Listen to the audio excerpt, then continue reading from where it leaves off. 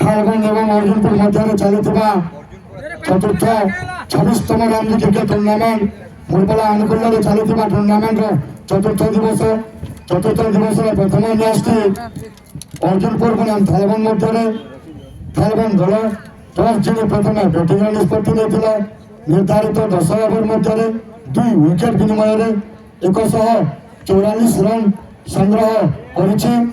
145 ରନ୍ର ବିଜୟ ଲକ୍ଷ୍ୟ ଅର୍ଜୁନପୁର ଆଗରେ।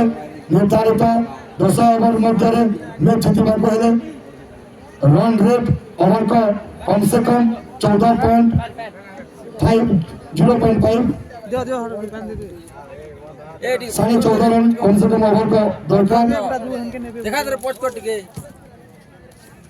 द्वितीय मैच कुड़ामाल बनाम माणेकेला मध्य खेल माणेकेलार अधिनायक कुड़ामाल अधिनायक जदि आसी दयाकर कमिटी पाखे प्लेयर लिस्ट दे दिंतु।